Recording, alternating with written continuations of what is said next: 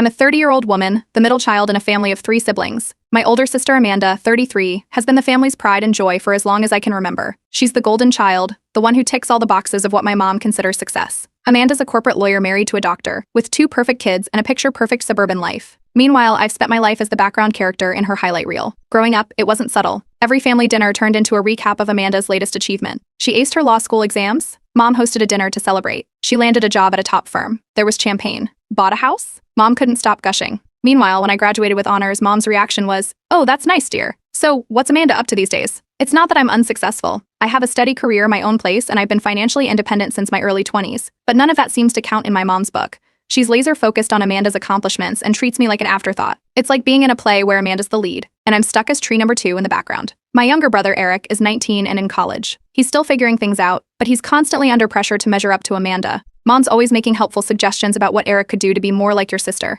It's exhausting for him and adds another layer of tension to our already strained family dynamics. Last Sunday, we had one of our regular family dinners. These gatherings are less about connecting and more about Amanda Appreciation Day. As usual, Mom was beaming with pride as she announced Amanda's latest triumph. She's up for a promotion at her law firm. It wasn't even confirmed yet, but you'd think she'd won a Nobel Prize with how much Mom was hyping it up. I sat there, trying to focus on my food while Mom went on about how Amanda's promotion was so well-deserved and how she's always been destined for greatness. Eric looked equally miserable, poking at his mashed potatoes. Then, as if to twist the knife, Mom turned to me and asked if there was anything new in my life. Before I could answer, she added, "But nothing as exciting as Amanda's news, I'm sure." Something inside me snapped. I set down my fork and, with a forced smile, said, "Amanda really is the family's favorite project, isn't she?" The room went silent. Amanda raised an eyebrow, clearly enjoying the moment. Mom, without missing a beat, replied, "Well, Amanda gives us plenty to brag about." That stung. But instead of arguing, I just smiled and nodded. I decided then and there that I was done being the overlooked middle child. It was time to shake things up. I didn't say anything at the table, but I knew I needed to make my own headlines at the next family event. That's when I thought about Leah. We've been dating for about a year, but I hadn't introduced her to my family yet. Not because I was hiding her, but because I wasn't sure how she'd fit into the Amanda-centric narrative my mom had crafted. Leah's incredible, she's smart, accomplished, and has a way of lighting up any room she walks into. If anyone could make an impression, it was her. Later that night, I told Leah about the dinner and my family dynamics. She listened carefully, then smiled and said, "Sounds like fun. Let's give them something to talk about." She didn't elaborate, but I could tell she was already planning something. The following day, I called Mom and casually mentioned I'd be bringing someone special to Amanda's promotion celebration dinner. Her response was lukewarm at best. She asked a few questions about Leah, her job, her background, but it was clear she wasn't expecting much. Amanda, on the other hand, had her own commentary when she heard the news. She teased me about finally having a date that isn't imaginary. Classic Amanda. I wasn't going to let their reactions get to me. For the first time, I felt like I had a card to play. Leah wasn't just someone I loved, she was a force to be reckoned with. She mentioned she had a few surprises up her sleeve for the dinner, but she wouldn't tell me what they were. "Trust me," she said with a wink. With the dinner date set, I started preparing. I wasn't sure how the night would go, but one thing was certain. This time, Amanda wasn't going to be the only star in the room. Update 1. The day of Amanda's promotion celebration dinner finally arrived. Leah and I got to the restaurant right on time, and as soon as we walked in, heads turned. Leah looked stunning in a simple yet elegant dress, her confidence radiating with every step. I could already tell she was going to make an impression. The family was seated at a long table in the private dining area. Mom was perched at the head, practically glowing as she sat next to Amanda, who looked like she'd just stepped out of a designer catalog. Eric was slouched in his seat, scrolling on his phone, clearly not thrilled about being there. Amanda's husband, Dan, was chatting with Mom, playing the role of the perfect son-in-law. When Leah and I approached the table, the conversation stopped. Amanda's eyes widened slightly, and I caught a flicker of surprise before she regained her composure. Mom's expression was harder to read. She gave Leah a once-over and then greeted us, polite but distant. Leah introduced herself with a warm smile, immediately putting everyone at ease. Even Eric perked up, asking her about the book she had tucked under her arm. Mom, however, went straight to business, asking Leah what she did for a living. Without missing a beat, Leah explained that she ran a non-profit organization focused on community development, particularly in underprivileged areas. She mentioned how her team had recently raised millions to build schools and healthcare facilities. Dan, who rarely engaged with anyone besides Amanda, leaned forward, visibly impressed. He started asking her about the projects, clearly interested in the logistics and scope of her work. Amanda, on the other hand, was not pleased. She interrupted by reminding everyone of the reason we were there, her upcoming promotion. Mom immediately picked up on the cue and redirected the conversation back to Amanda, talking about her hard work and dedication. Leah didn't seem fazed, she just listened politely and smiled. As the appetizers arrived, Leah surprised everyone by pulling out a beautifully crafted scrapbook. She handed it to Mom, explaining that it was a collection of photos and stories from the charity's recent projects, many of which aligned with causes Mom had supported in the past. Mom flipped through the pages, her face softening. For the first time that night, she seemed genuinely engaged. Amanda, however, was not about to let Leah win over Mom so easily. She made a comment about people who use charity work as a way to show off. Leah, still smiling, responded gracefully, emphasizing the importance of collaboration and shared goals. Eric jumped in, saying it was refreshing to have someone new at the table with interesting things to talk about. He even teased Amanda about monopolizing every conversation, earning a chuckle from Leah and a glare from Amanda. Then came the unexpected twist. There was a grand piano tucked into the corner of the room, and when Eric found out Leah could play, he challenged her to perform. Leah hesitated for a moment but eventually agreed. She walked over to the piano and began to play. The room fell silent as her fingers danced across the keys. By the time she finished, the other diners in the restaurant were clapping. Amanda looked like she'd bitten into a lemon. She quickly mentioned how hard it was to juggle her grueling hours at the firm with her responsibilities at home. But instead of shifting the attention back to her, the conversation circled back to Leah when someone asked about her background in music. By the time the main course arrived, even Mom was asking Leah questions about her work, her hobbies, and her travels. Amanda, meanwhile, grew quieter and quieter. Then, out of nowhere, she let it slip that her promotion wasn't finalized yet. The table went silent for a moment before Leah, ever the diplomat, changed the subject, sparing Amanda further embarrassment. After dessert, Amanda abruptly announced that she wasn't feeling well and needed to leave. Dan tried to get her to stay, but she waved him off and walked out without another word. The rest of us stayed for a little while longer, and on the way home, Mom broke the silence in the car. She said, almost to herself, Leah is quite impressive. I didn't say anything, but I couldn't help but feel a quiet sense of pride. For once, it wasn't all about Amanda, and I wasn't just the background character. Leah had done more than just make an impression. She had shifted the family dynamic in ways I didn't think were possible. And this was just the beginning. Update 2. The week after the dinner, things got interesting. Leah and I were at my place, going over some plans for the weekend, when she casually mentioned she'd been invited to perform at an international music festival. She said it like it was no big deal, but the name of the festival was one I'd actually heard of, a prestigious event with top-tier musicians from all over the world. I couldn't believe she'd kept something so massive under wraps. When I asked why she hadn't brought it up earlier, she just shrugged and smiled, saying she didn't want to overshadow the family dinner. Classic Leah. Meanwhile, I couldn't shake the feeling that Amanda wasn't going to let the dinner incident slide. It wasn't like her to just back off when she felt threatened. Sure enough, Eric called me a few days later with some interesting intel.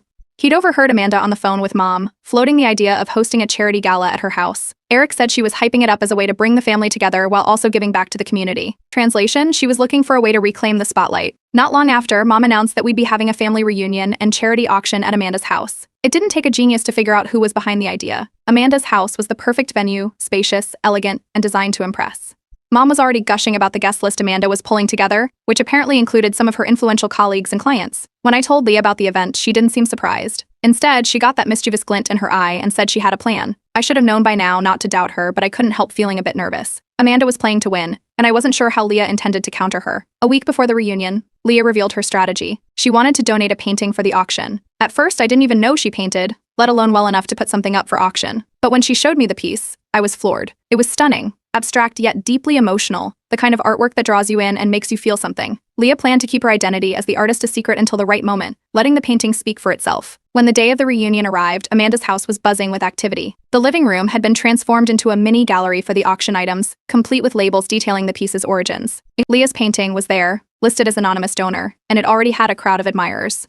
Amanda was in full hostess mode, greeting guests and making sure everyone knew she was the one who'd organized the event. She introduced me to a few of her colleagues, making subtle digs about how nice it must be for me to finally be part of something this grand. Leah, meanwhile, mingled effortlessly, charming guests and earning compliments on her grace and poise. Even Mom seemed more interested in Leah than in Amanda's carefully rehearsed speeches. When the auction began, Amanda's colleagues dominated the bidding. They were particularly interested in Leah's painting, which quickly became the most sought-after item of the night. The bids kept climbing, and by the time the gavel fell, it had sold for an eye-watering amount. Amanda looked smug, clearly assuming the painting's success reflected well on her event planning skills.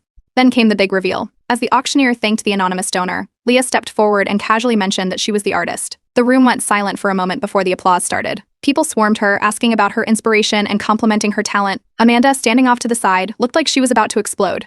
Dinner that night was tense. Amanda barely touched her food, her frustration simmering just below the surface. Eventually, she couldn't hold it in any longer. She accused Leah of orchestrating the entire event to upstage her, claiming it was all a calculated move to steal the spotlight. What happened next shocked everyone. Mom, who had always been Amanda's biggest cheerleader, told her to calm down. She said the night wasn't about competition, but about celebrating talent and generosity. For the first time in my life, I heard Mom defend someone who wasn't Amanda. Leah handled the situation with her usual grace, deflecting the drama and steering the conversation back to the success of the auction. Amanda, clearly unable to regain control of the evening, excused herself and disappeared upstairs. On the drive home, Mom turned to me and said, "Leah really is something special." It wasn't just a passing comment, it felt like a shift, a moment of clarity where Mom finally saw me in a new light. For the first time in years, I felt like I was more than just Amanda's shadow. Leah had not only impressed my family but had also opened the door for me to finally step into the spotlight. And knowing Amanda, this was far from over. Update 3. The fallout from the charity gala was swift and dramatic. Amanda refused to speak to me or Leah for days. According to Eric, she'd been venting to Mom nonstop about how we'd hijacked her event and turned it into a spectacle. Amanda claimed Leah was trying to buy the family's approval, painting her as some kind of social climber. Mom tried to mediate, but Amanda wouldn't budge, doubling down on her narrative that Leah was out to replace her. It didn't stop there. Eric, ever the eyes and ears of the family, let me in on some gossip Amanda had been spreading among family friends. Apparently, she was telling people that Leah was manipulative and had deliberately orchestrated the painting reveal to humiliate her. Eric said some of the older relatives seemed to believe Amanda, but most were more interested in talking about how amazing Leah's painting was. Then came the unexpected twist. Amanda sent out invitations for a surprise family dinner at her house. She didn't give much detail, just said she had exciting news to share, and it was a night we wouldn't want to miss. The tone was all too familiar. It screamed attempted spotlight grab. Leah and I exchanged a knowing look when we got the invitation. If Amanda thought this dinner would overshadow everything else, she was in for a surprise. On the night of the dinner, Amanda was back in full control mode. The house was immaculate, the table set like something out of a lifestyle magazine. Amanda was glowing, clearly relishing the role of hostess. Mom seemed genuinely excited, Eric looked suspicious, and Leah was her usual composed self, observing everything without giving away much. As soon as everyone was seated, Amanda stood up, raising a glass to get our attention. She announced that she was pregnant with her third child. The room erupted into congratulations and cheers. Mom was over the moon, already brainstorming baby shower ideas. Eric leaned over and whispered to me, "Called it." Leah congratulated Amanda warmly, but the moment Amanda sat down, Leah mentioned her plans to perform at the International Festival. The timing wasn't deliberate, it was just how the conversation flowed, but it shifted the focus away from Amanda almost instantly. Mom, caught up in her excitement, made a comment that Amanda couldn't ignore. She mentioned how proud she was of Leah's upcoming performance and how it was the highlight of the year. Amanda's smile faltered, and her face turned red. She pushed her plate aside and excused herself from the table, muttering something about needing air. Eric followed her, and I could hear them arguing faintly from the other room. Amanda accused Leah of stealing her thunder and insisted that Mom was playing favorites. Eric, true to form, didn't hold back, calling Amanda's behavior childish. When they came back, Amanda looked furious, while Eric looked exasperated. Later that night, I overheard Amanda and Mom having a heated conversation in the kitchen. Amanda was demanding that Mom choose between supporting her or Leah. She accused Mom of betraying her by prioritizing Leah's accomplishments over her pregnancy announcement. Mom, sounding more tired than angry, told Amanda she wasn't choosing sides, she just wanted to celebrate everyone equally. Amanda stormed out, slamming the door behind her. After the dinner, Leah proposed hosting a small recital for the family before leaving for the festival. It was her way of bringing everyone together on neutral ground. Mom seemed thrilled by the idea, but Amanda wasn't about to let that happen without a fight. A few days later, Amanda announced plans to renew her wedding vows in a lavish ceremony, scheduled for the same weekend as Leah's recital. The timing wasn't a coincidence, and everyone knew it. Eric didn't hold back when we talked about it. He called Amanda out for being petty and said he was tired of her constant need to one-up everyone. He told me he planned to attend Leah's recital, even if it meant dealing with Amanda's wrath later. That was a big deal. Eric had always tried to stay neutral in family drama, but this time, he was firmly in our corner. When Mom found out about the scheduling conflict, she made her decision without hesitation. She told Amanda she'd be attending Leah's recital instead of the vow renewal. Amanda didn't take the news well. According to Eric, she accused Mom of turning the family against her and threatened to cut ties if Mom didn't change her mind. But Mom stood her ground, saying she couldn't keep enabling Amanda's behavior. As the weekend approached, I started to feel a strange sense of peace. For years, I'd been chasing Mom's approval, trying to prove I was more than just Amanda's shadow. But now I realized I didn't need it. I had Leah, Eric, and for the first time, a sense of my own worth. Amanda could keep playing her games, but I wasn't interested in competing anymore. That weekend, Leah's recital was a beautiful success. Amanda's absence was noticeable, but it didn't matter. The family that showed up was supportive, engaged, and genuinely happy to be there. For the first time in a long time, I felt like I belonged. Update 4. The weekend of Amanda's vow renewal and Leah's recital finally arrived, and it was clear the family was divided. Some chose to attend Amanda's lavish ceremony, drawn by the promise of a high-profile event complete with catered meals and a string quartet. The rest, Mom included, decided to come to Leah's recital. It wasn't about picking sides, or at least that's what Mom insisted, but the decision felt like a statement nonetheless. Leah's recital was held at an intimate venue, a charming old theater with vintage decor. The audience was a mix of family, friends, and people from the local community who were there to support the performers. Leah was scheduled to play toward the end, which gave everyone time to settle in and chat before the music started. Eric, seated next to me, whispered that he couldn't wait to see Amanda's reaction when she found out Mom had skipped her ceremony. When Leah took the stage, she didn't just play, she captivated. Her performance was flawless, the kind that made you forget everything else for a while. The applause was thunderous, with people standing to cheer. Mom, sitting in the front row, looked genuinely proud, clapping harder than anyone else. Afterward, there were endless compliments from family members who had attended, praising Leah, not just for her talent, but for her grace and humility. Meanwhile, across town at Amanda's vow renewal, things weren't going as smoothly. According to Eric, who got the scoop later, Amanda had noticed Mom's absence almost immediately. She tried to brush it off, but during her toast, she couldn't resist making a passive-aggressive comment about certain family members prioritizing other commitments over her special day. The crowd, mostly Amanda's colleagues and friends, seemed uncomfortable, but Amanda didn't stop there. She called Mom out by name, saying it was disheartening to feel unsupported by her own mother. Mom, who had apparently been getting updates via text, responded mid-event. She sent Amanda a simple message, "You made your choice, I made mine." Word of Amanda's outburst spread quickly among the extended family, and by the next morning, everyone was talking about it. The perfect daughter image Amanda had carefully curated started to crack, with people questioning her behavior. Some even reached out to Mom, expressing support and surprise at Amanda's public meltdown. When Amanda confronted me about the weekend, she was livid. She accused Leah of turning the family against her, claiming the recital's timing was deliberate. Leah, calm as always, didn't engage in the argument. Instead, she suggested they sit down and talk things out to mend the family dynamics. Amanda dismissed the offer outright, saying she didn't need Leah's help or interference. Later, Mom pulled me aside and admitted something that caught me off guard. She said she was beginning to see Amanda's manipulative tendencies for the first time. For years, she'd excused Amanda's behavior as ambition or pressure, but now it was clear there was more to it. She didn't say it outright, but it was obvious Mom was rethinking a lot of her past decisions and priorities. Eric added another layer to the story. He pointed out that Amanda had spent years trying to meet impossible expectations set by Mom, which likely fueled her competitive nature. While it didn't excuse her actions, it explained some of her insecurities. It was a perspective I hadn't considered before, and it made me feel a twinge of sympathy for Amanda, even if she wasn't making it easy to like her. Things went downhill for Amanda from there. Some of her colleagues who had attended the vow renewal started distancing themselves, citing her unprofessional behavior during the toast. Amanda, who thrived on her pristine image, was left scrambling to do damage control. From what I heard, she started withdrawing from social circles, avoiding calls, and shutting people out. Leah, on the other hand, continued to shine. Not long after the recital, she casually mentioned she'd been offered a spot on a prestigious board for her charity work. Mom was thrilled, and even some family members who hadn't been on Leah's side before started warming up to her. It was yet another win for Leah, and Amanda knew it. Then came Amanda's breaking point. She announced to the family that she was cutting ties with me and Leah, refusing to attend any future events where we were present. The declaration was dramatic, but no one seemed particularly shocked. By that point, the family had already started to split, with some siding with Amanda and others rallying around Leah and me. In the days that followed, the family felt like two separate factions. Amanda continued to isolate herself, while the rest of us began creating new traditions. Leah's presence became a central part of our gatherings, and for the first time in years, there was a sense of peace and unity, albeit without Amanda. Looking back, it felt like a turning point, not just for the family but for me as well. I'd spent so much of my life chasing Amanda's shadow, trying to prove I was worth noticing. But now, with Leah by my side and the support of those who mattered, I realized I didn't need Amanda's approval, or her drama, to feel complete. Update 5. Eric, being the eternal peacemaker, decided to host a family dinner. He claimed it was just a casual get-together, but everyone knew the real reason. He wanted to reconcile Amanda and me. Leah and I agreed to go, more out of support for Eric than any hope of resolution. Amanda's attendance was less surprising than her behavior when she arrived. From the moment Amanda walked in, it was clear she wasn't there to make amends. She gave Leah the cold shoulder, barely glanced in my direction, and spent most of the evening glued to her phone. The atmosphere was tense, with everyone trying to keep the conversation light, but the strain was obvious. It didn't take long for Amanda to unleash what had clearly been simmering for weeks. Midway through the meal, she slammed her glass down and accused Leah of stealing her family's attention and deliberately ruining her life. The room went silent. Eric tried to interject, but Amanda wouldn't let up, recounting every perceived slight since Leah entered the picture. Leah, who had stayed quiet through Amanda's previous outbursts, finally spoke up. She calmly listed all the times she had tried to include Amanda, to find common ground, and to show respect. Leah wasn't confrontational. She was matter-of-fact, recounting her efforts in a way that made it impossible to argue. Then Leah dropped the bombshell. She revealed that she and Amanda had crossed paths years before, at a charity event. Leah had been advocating for her nonprofit, and Amanda, representing her law firm, had dismissed Leah's work as lowbrow in front of a group of donors. Leah explained she hadn't brought it up before because she didn't want to hold a grudge, but Amanda's constant accusations had pushed her to speak out.